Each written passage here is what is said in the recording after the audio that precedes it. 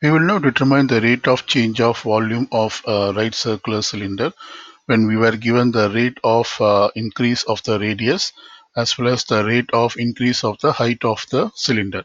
So first let's convert this statement into the mathematical equivalent. We are given that radius is increasing at a rate of 2 units per second. So this could be written as dr over dt. In terms of derivatives, this we can write down as dr over dt is 2. And similarly, the height is decreasing at a rate of 5 units per second. So therefore, if h represents the height of the cylinder, we can write down this as dh over dt.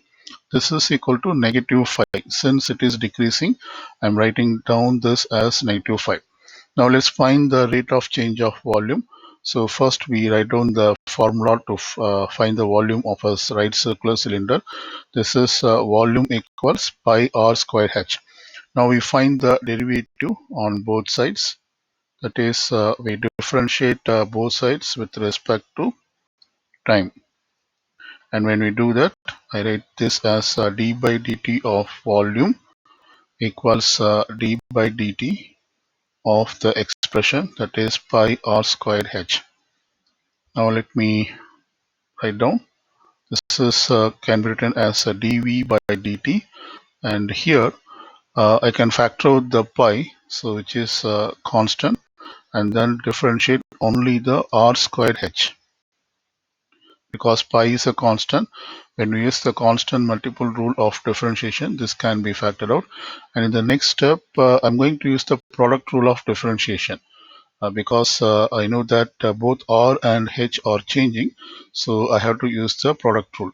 So first, this can be written as when we use the product rule, first we consider the first function.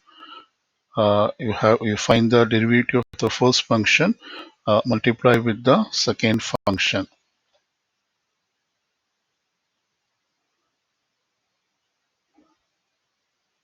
So it goes like this.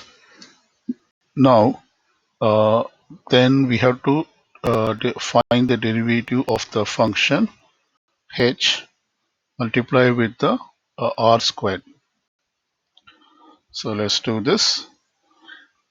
Here, to find the derivative of r squared, I'm going to apply the chain rule. So first I apply the power rule. When I apply the power rule of differentiation, it will become 2r, and then we have to differentiate only the radius. So when we do that, we get dr over dt plus, sorry, I just missed the h.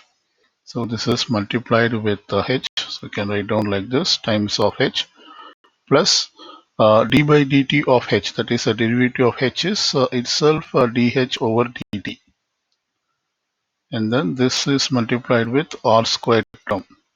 So now we will substitute the values which we have, which we are given. That is dr over dt is 2 and dh over dt is negative 5. I'm going to substitute into this equation. Let me write down here. So this is pi times of 2r, dr by dt is 2, and I put the h, and dh by dt is negative 5 multiplied with r squared. So let's simplify this. So this gives us pi times of 2r times of 2 is 4r, and then you multiply with h.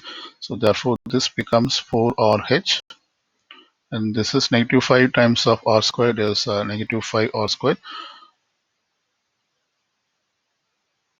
Now let me distribute the pi, so that I'll be getting 4 pi rh minus 5 pi r squared. So this is the answer to this question, and this means the correct option is C.